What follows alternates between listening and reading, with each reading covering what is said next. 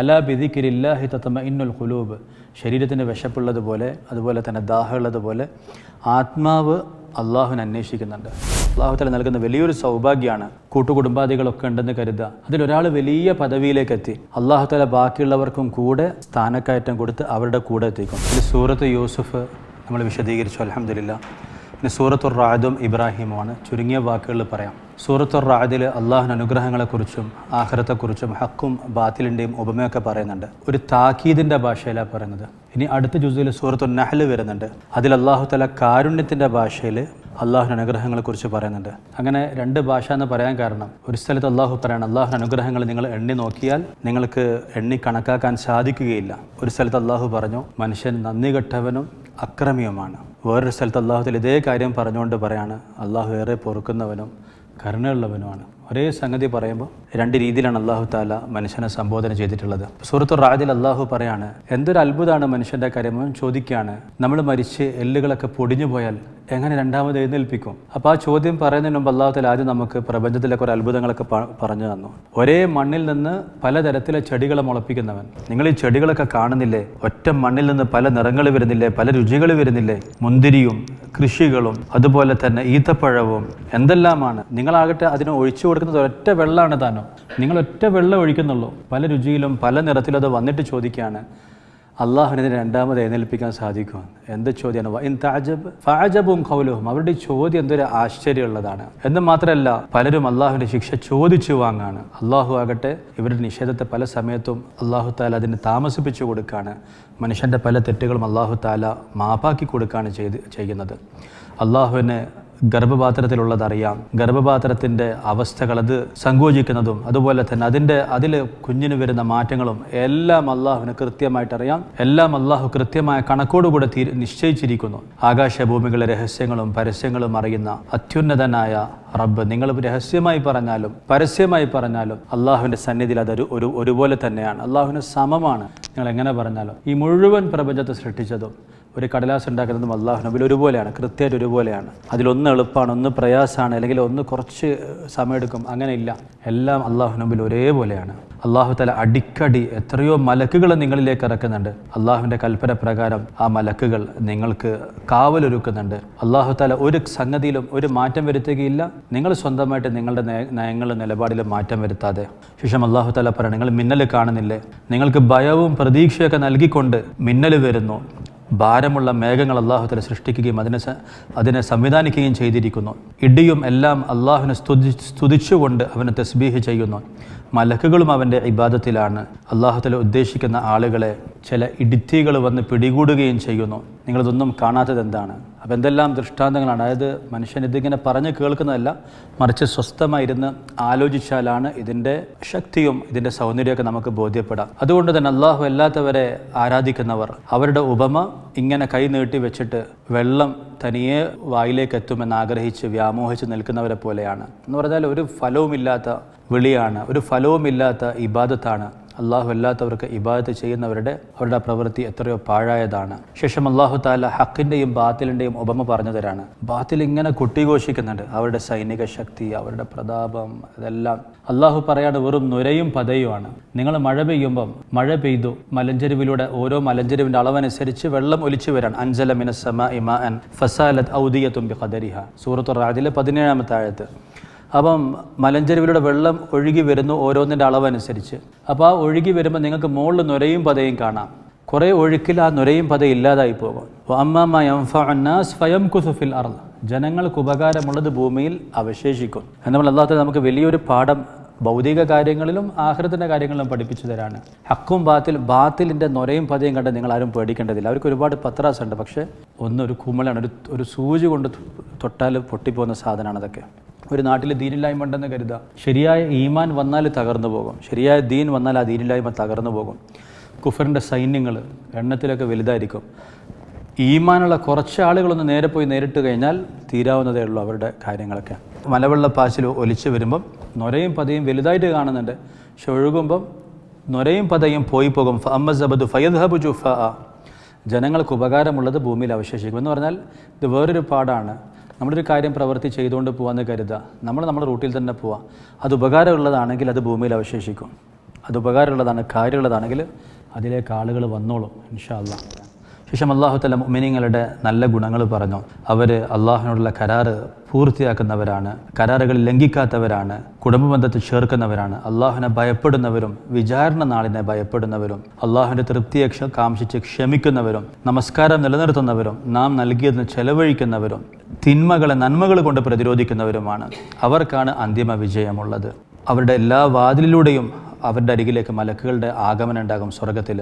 അല്ലാഹു തആല അവരെയും അവരുമായി ബന്ധപ്പെട്ട നല്ല ആളുകൾ, അവരുടെ മാതാപിതാക്കൾ, ഭാര്യ സന്താനങ്ങളെയും കൂടെ സ്വർഗത്തിൽ പ്രവേശിപ്പിക്കും. എന്ന് പറഞ്ഞാൽ മുഅ്മിനീങ്ങൾക്ക് അല്ലാഹു തആല നൽകുന്ന വലിയൊരു സൗഭാഗ്യമാണ്. കൂട്ടുകുടുംബാദികളൊക്കെ ഉണ്ടെന്ന് കരുതുക, അതിലൊരാൾ വലിയ പദവിയിലേക്ക് എത്തി, അല്ലാഹു തആല ബാക്കിയുള്ളവർക്കും കൂടെ സ്ഥാനക്കയറ്റം കൊടുത്ത് അവരുടെ കൂടെ എത്തിക്കും. ആലോചിച്ചോക്കണം, നമ്മളിപ്പോൾ ഒരു കോൾ ചെയ്താൽ ഒരു കോളേജിൽ സീറ്റ് കിട്ടും, അല്ലെങ്കിൽ ഒരു കുട്ടിക്ക് ഒരു അഡ്മിഷൻ കിട്ടും. എന്തൊരു ബഹുമാനമായിരിക്കും, എന്തൊരു സ്നേഹമായിരിക്കും ആളുകൾക്ക്.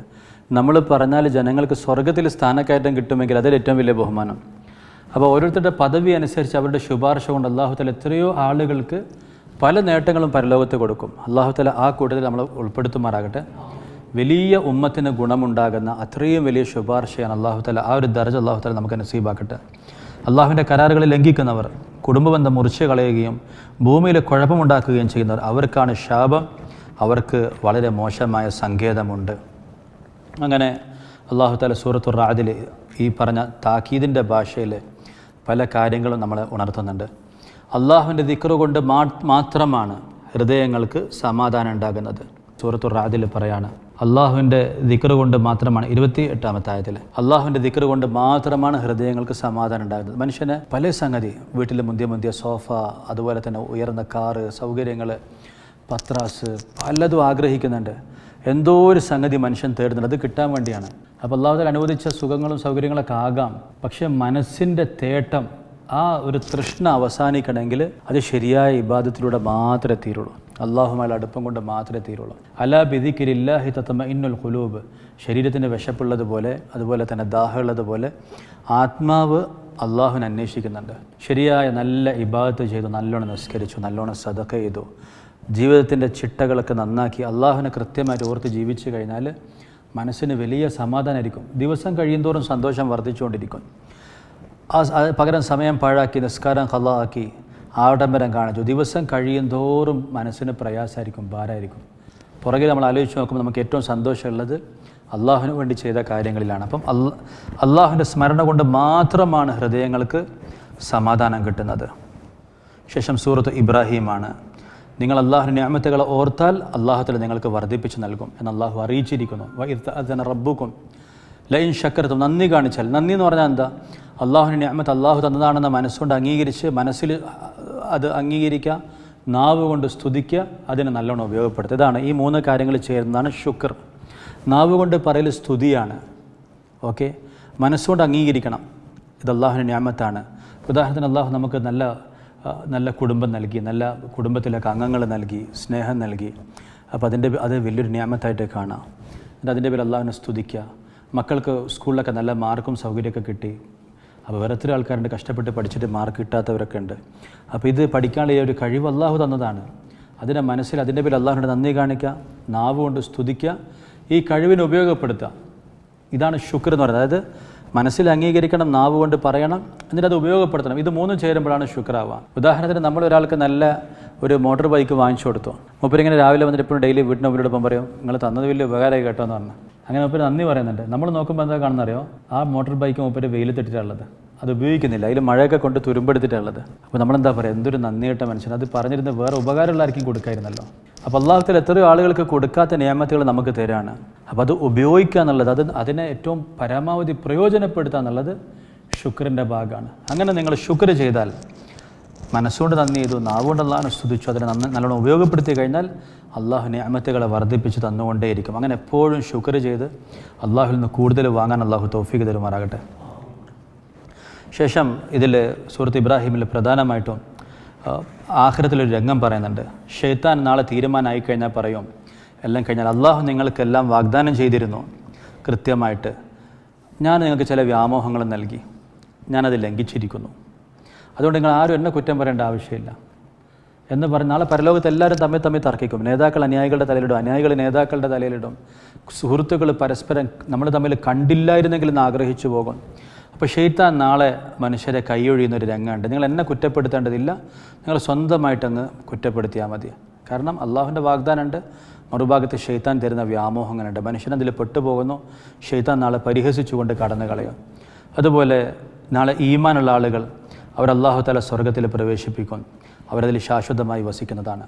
ശേഷം അള്ളാഹു താല ഈമാനിൻ്റെ ഉപമ പറയുന്നുണ്ട്. അള്ളാഹുലുള്ള വിശ്വാസം ഹൃദയത്തിൽ ഉറച്ചു കഴിഞ്ഞാൽ എല്ലാ സമയത്തും അതിൻ്റെ ഫലം കിട്ടിക്കൊണ്ടിരിക്കും. എന്നാണ് ഈമാൻ എല്ലാ സമയത്തും ഫലം തരും. രാവിലെ വീട്ടിൽ നിന്ന് ഇറങ്ങുമ്പം, കച്ചവട സ്ഥലത്ത്, അതുപോലെ തന്നെ ഓരോരുത്തരുമായിട്ട് പെരുമാറുമ്പം, ഇബാദത്തിൻ്റെ സമയങ്ങളിൽ, ഇടപാടിൻ്റെ സമയങ്ങളിൽ, കുടുംബജീവിതത്തിലൊക്കെ എല്ലാ സ്ഥലത്തും ഈമാൻ അതിൻ്റെ അടയാളം കാണിക്കും. മുഅ്മിനിൻ്റെ കാര്യം ഭയങ്കര അത്ഭുതമാണ്. ഒരു പ്രയാസം വന്നാൽ ക്ഷമിക്കും, അതിൽ പ്രതിഫലം കിട്ടും. ഒരു അനുഗ്രഹം കിട്ടില്ല നന്ദി ചെയ്യും, അതിനും പ്രതിഫലം കിട്ടും. ഒരു മുന്തിയ കാറ് വാങ്ങിച്ചാൽ എന്ത് ചെയ്യും? ഭയങ്കര നന്ദി മനസ്സിലിങ്ങനെ, ഇത് കിട്ടിയതിൻ്റെ പേരുള്ള നന്ദി മനസ്സിലിങ്ങനെ തികട്ടി വന്നുകൊണ്ടേയിരിക്കും. അള്ളാഹുവിനെ സ്തുതിക്കും, കൂടുതൽ ദുആ ചെയ്യും. അപ്പോൾ ആ കാറ് ദുനിയാവിൽ ഉപകാരപ്പെട്ടു, ആഖിറത്തിൽ ഉപകാരപ്പെട്ടു. അതുമായിട്ട് ഇങ്ങനെ നാട്ടിലൂടെ പോകുമ്പം സാധുക്കളായ ആൾക്കാരെ കാണുമ്പോൾ പിന്നെ നന്ദി കൂടാണ്. കാരണം കുറേ ആൾക്കാർ ഉന്ത് വണ്ടിയിലാണ്, കുറേ ആൾക്കാർ നടന്നു പോവാണ്. നമ്മൾ നല്ലൊരു മുന്തിയ കാറിലാണ് പോകുന്നത്. അപ്പോൾ നല്ല മുഅ്മിനാണെങ്കിൽ അള്ളാഹുവിനുള്ള നന്ദി വർദ്ധിക്കും. ആ കാറ് ദുനിയാവിൽ ഉപകാരമായി, ആഖിറത്തിൽ ഉപകാരമായി. എന്തെങ്കിലും പ്രയാസം ഉണ്ടായെന്ന് കരുതുക, കച്ചവടം പൊളിഞ്ഞ് പാപ്പരായിപ്പോയി, അപ്പോഴെന്ത് ചെയ്യും? അള്ളാഹുലേക്ക് തിരിഞ്ഞിട്ട് പറയും, അള്ളാഹു ഈ നഷ്ടം സഹിക്കാൻ, പരലോകത്തെ നഷ്ടം സഹിക്കാൻ പറ്റാത്തതാണ്, ഇതിനെനിക്ക് പകരം തരണം എന്ന് പറഞ്ഞ് അതിനെ നേട്ടാക്കി മാറ്റും. അപ്പോൾ ഈമാൻ എല്ലാ സമയത്തും പഴം തന്നുകൊണ്ടേയിരിക്കും. അള്ളാഹുമായുള്ള ബന്ധമാണ് അതിൻ്റെ കാതലായ ഭാഗം. അതിൻ്റെ ഉപമ ഇവിടെ ശ്രദ്ധിച്ചാൽ മതി. അള്ളാഹു ഉപമ പറഞ്ഞാൽ നിങ്ങൾ കാണുന്നില്ലേ? നല്ല കലിമത്തിൻ്റെ, പരിശുദ്ധമായ കലിമത്ത് ത്വയ്യിബയുടെ ഉദാഹരണം കശജറത്തിൻ ത്വയ്യിബ, പരിശുദ്ധമായ വൃക്ഷം പോലെയാണ്. സൂറത്ത് ഇബ്രാഹിമിലെ ആയത്താണ്. അസ്ലുഹ സാബിത്ത്, അതിൻ്റെ വേര് ഉറച്ചതാണ്, അതിൻ്റെ ശിഖരങ്ങൾ ആകാശത്താണ്. തുഅ്തി ഉകുലഹ കുല്ല ഹീനിൻ ബിഇദ്നി റബ്ബിഹ, എല്ലാ സമയത്തും ഫലം തരുന്ന വൃക്ഷം പോലെയാണ് കലിമത്ത് ത്വയ്യിബയുടെ ഉദാഹരണം. അപ്പോൾ ആ രീതിയിലുള്ള ഈമാൻ അള്ളാഹു നമുക്ക് നസീബാക്കട്ടെ. ഇബ്രാഹിം നബി അലൈഹിസ്സലാം ചെയ്ത ദുആ കാണാം. എങ്ങനെ ദുആ ചെയ്യണം എന്നുള്ളത് നമുക്ക് ഇതിൽ നിന്ന് പഠിക്കാൻ പറ്റും. ഈ ടെംപ്ലേറ്റ് എന്ന് പറയില്ല, ടെംപ്ലേറ്റ് എന്ന് പറഞ്ഞാൽ ഇപ്പോൾ നമ്മളിപ്പം പല വെബ്സൈറ്റിൽ പോയി നമുക്കൊരു ഈദ് മുബാറക്ക് അയക്കണമെങ്കിൽ അതിൽ നോക്കുമ്പോൾ കുറേ മോഡൽ കിട്ടും. അപ്പോൾ അത് നല്ലൊരു മോഡൽ എടുത്തിട്ട് എല്ലാ പേരും മാറ്റിയിട്ട് നമ്മളെ കമ്പനീൻ്റെ പേര് വെക്കുക, എന്നിട്ട് അങ്ങനെ കൊടുക്കുന്ന ഡിസൈൻ മാറ്റാം. അങ്ങനെ ടെംപ്ലേറ്റ് എന്ന് പറയാം. ഇതേപോലെ ദുആക്കളുടെ ടെംപ്ലേറ്റ് ഉണ്ട് ഖുർആനിൽ. ഇബ്രാഹിം നബി അലൈഹിസ്സലാം എന്ത് ചെയ്തു? അള്ളാഹുവിൻ്റെ കൽപ്പന പ്രകാരം കുടുംബത്തെ കഅബയുടെ അടുത്ത് കൊണ്ടുപോയി താമസിപ്പിക്കുകയാണ്. എന്നിട്ട് അദ്ദേഹം ദുആ ചെയ്യണം, അള്ളാഹുവെ, ഞാൻ എൻ്റെ ഭാര്യ സന്താനങ്ങളെ, മക്കളെ ഇവിടെ ബിവാദിൻ ഗൈരി ദി സറഇൻ, ഒരു കൃഷിയില്ലാത്ത സ്ഥലത്ത് നിൻ്റെ പരിശുദ്ധ ഭവനത്തിനരികിൽ താമസിപ്പിച്ചിരിക്കുന്നു റബ്ബേ. അവർ നമസ്കാരക്കാരാകാൻ നീ ജനങ്ങളുടെ മനസ്സിനെ ഇവരിലേക്ക് ആകർഷിക്കണം, അവർക്ക് വിഭവങ്ങൾ നൽകണം, അവർ നന്ദിയുള്ളവരാകാൻ. അപ്പോൾ നമ്മൾ മക്കളെ ദീൻ പഠിക്കാൻ വേണ്ടി പറഞ്ഞയക്കുമ്പം, അല്ലെങ്കിൽ ഇതേപോലെ സാഹചര്യമൊക്കെ വരുമ്പോൾ പറയണം, അള്ളാഹു, ഞാൻ എൻ്റെ സന്താനങ്ങളെ നിൻ്റെ പള്ളിയിൽ അല്ലെങ്കിൽ ദീനിൻ്റെ സ്ഥാപനത്തിലാക്കിയിരിക്കുന്നു. വീട്ടിലെ സുഖ സൗകര്യങ്ങളൊക്കെ മാറ്റിയിട്ട് ദീനുള്ളവരായി തീരാൻ വേണ്ടി ഇവരെ നീ സ്വീകരിക്കണം, കൂടുള്ളവർക്കും ഉസ്താദുമാർക്കൊക്കെ പ്രിയങ്കരരാക്കി മാറ്റണം എന്ന് പറഞ്ഞാൽ ഇതൊരു സന്ദർഭം പറഞ്ഞതേ ഉള്ളൂ. നബിമാരുടെ സംഭവങ്ങളും ദുആക്കളൊക്കെ പറഞ്ഞിരുന്നത് നമ്മൾ ആ ദുആ പറയാൻ വേണ്ടിയാണ്. ഒന്നെങ്കിൽ ആ വാചകം തന്നെ നമുക്കെടുത്ത് പറയാം, അല്ലെങ്കിൽ അതുപോലത്തെ സാഹചര്യം നമുക്കുണ്ടാക്കും. നമുക്ക് നമ്മളിതിനനുസരിച്ച് വാക്കുകൾ മാറ്റി പറയാം. അള്ളാഹുവിന് ഇഷ്ടപ്പെട്ട ദുആയാണെന്നർത്ഥം. അപ്പോൾ ഇവിടെ ശ്രദ്ധിക്കേണ്ട ഒരു സംഗതി, ഇൻദ ബൈത്തിക്കൽ മുഹറം, അള്ളാഹു നിൻ്റെ പരിശുദ്ധ ഭവനത്തിന് അരികിലാക്കിയിരിക്കുന്നു നിസ്കാരക്കാരാകാൻ. അപ്പോൾ അൽഹംദുലില്ലാഹ് ഈ പള്ളിയുടെ വന്നു, അപ്പോൾ ഇതിൻ്റെ മാഹൂല് കിട്ടി, ഇതിൻ്റെ അടുത്തുള്ള വീട്ടുകാർക്കൊക്കെ ഇതിൻ്റെ മാഹൂല് കിട്ടി.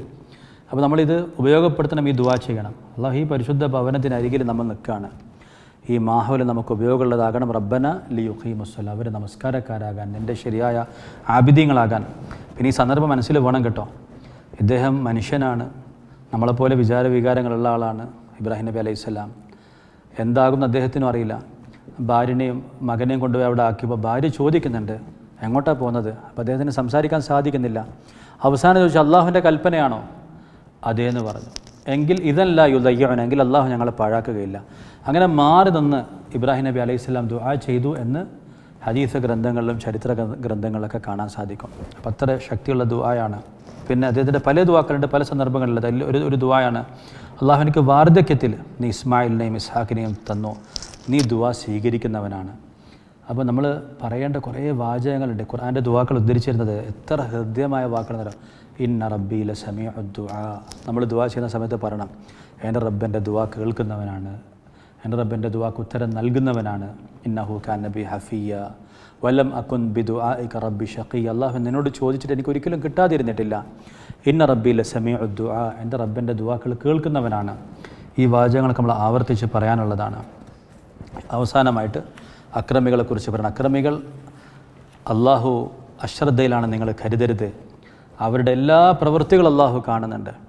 ഉറപ്പായിട്ടും അള്ളാഹു പിടികൂടുക തന്നെ ചെയ്യും.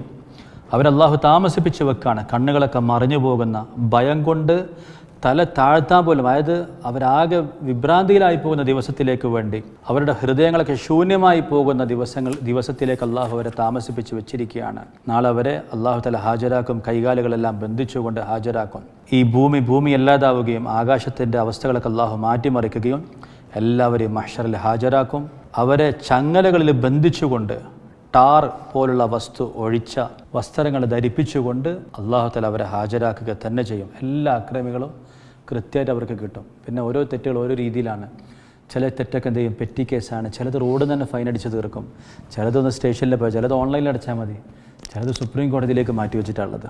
എന്ന് പറഞ്ഞതുപോലെ നല്ല ആളുകൾക്ക് അല്ലാഹു തആല അപ്പം തന്നെ ചെറിയ പരീക്ഷണം കൊടുത്ത് തീർക്കും. ചിലർക്ക് പരമാവധി താമസിപ്പിച്ച് കൊടുക്കും. എല്ലാം കൂടെ ചേർത്ത് പരലോകത്ത് 10 ഇരട്ടിയാക്കി അല്ലാഹു തആല അവർക്ക് കൊടുക്കും. അപ്പം അക്രമികൾ അല്ലാഹു തആല ഒരു ദിവസത്തേക്ക് താമസിപ്പിച്ച് വെച്ചിരിക്കുന്നു എന്ന് പറഞ്ഞുകൊണ്ടാണ് സൂറത്ത് ഇബ്രാഹിം അവസാനിക്കുന്നത്. ഇത് നിങ്ങൾ കേട്ട് പോകരുത്. ഇൻഷാ അല്ലാഹ് പാരായണം ചെയ്യുന്ന സമയത്ത് ഏകദേശം ഒരു ആശയം എന്താണെന്ന് മനസ്സിലാക്കിയിട്ട് പാരായണം ചെയ്യണം. അതുപോലെ തന്നെ ഇൻഷാ അല്ലാഹ് കൂടുതൽ പഠിക്കാൻ ശ്രമിക്കണം. അല്ലാഹു തആല തൗഫീഖ് തരട്ടെ. ശുക്രൻ, ജസാക്കുമുല്ലാഹ് ഖൈർ. അസ്സലാമു അലൈക്കും വറഹ്മത്തുള്ളാഹി വബറകാതുഹു.